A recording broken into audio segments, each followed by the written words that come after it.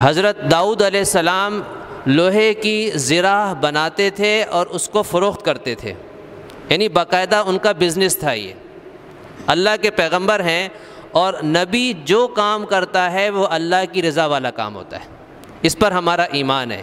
ان کا کوئی کام بھی ایسا نہیں ہوتا جس سے اللہ ناراض ہوتا ہو، تو اللہ ان کے اس کام سے راضی تھا، اسی لیے انہوں نے یہ کام کیا ہے۔ زرہ سمجھتے ہیں نا، لوہے کا لباس، جیسے آج کل آپ کہہ سکتے ہیں بلیٹ پروف جیکٹ جو ہوتی ہے، تو پہلے زمانے میں بلیٹ پروف جیکٹ کی جگہ کیا استعمال ہوتا تھا؟ لوہے کا لباس۔ لوہے کی ٹوپی ہوتی تھی جس کو خوت کہا جاتا ہے۔ آپ صلی اللہ علیہ وسلم جب بھی جہاد پر جاتے تو وہ لوہے کی ٹوپی سر پر ہوتی تھی، ہیلمٹ ٹائپ کا آپ سمجھ لیں، جس پر تلوار اثر نہ کرے، اور لوہے کا لباس ہوتا تھا تاکہ تلوار سے انسان محفوظ رہے۔ تو آپ صلی اللہ علیہ وسلم اس لوہے کے لباس کو بھی زیب تن کر کے جہاد پر تشریف لے جاتے۔ صحابہ بھی جو ہے یہ اس قسم کا لباس پہنتے، جو دشمن مشرکین ہوتے ان کے جسم پر بھی اس قسم کا لباس ہوتا۔ ایک بہت بڑا کافر سردار تھا، تو ایک صحابی نے کہا کہ وہ پورا لوہے میں ڈوبا ہوا تھا، یعنی اس کا جسم پورا کا پورا لوہے میں چھپا ہوا تھا، تو مجھے سمجھ نہیں آ رہا تھا کہ میں اس کو نیزہ ماروں تو کہاں ماروں، صرف اس کی آنکھیں نظر آ رہی تھی، یعنی گویا کہ چہرہ بھی چھپا ہوا تھا۔ تو میں نے طاق سے اس کے سیدھا نیزہ مارا اور اس کی آنکھ میں گھپا اور آر پار ہو گیا، اس طرح میں نے اس کو قتل کیا۔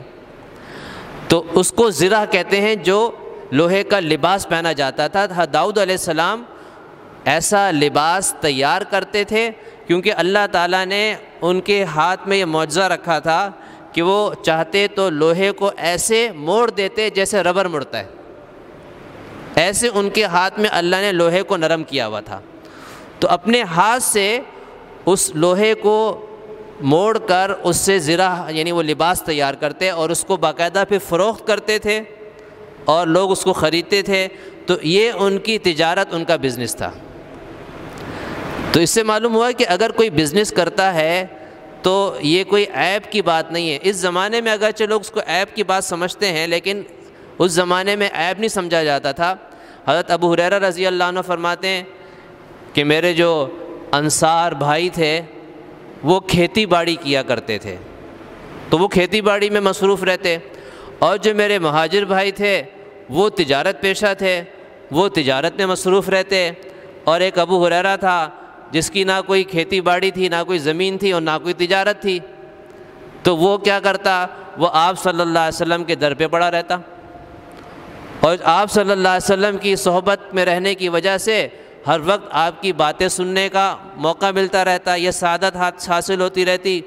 تو اس وجہ سے مجھے آپ صلی اللہ علیہ وسلم کی باتیں دوسروں کی بنسبت سب سے زیادہ یاد ہیں۔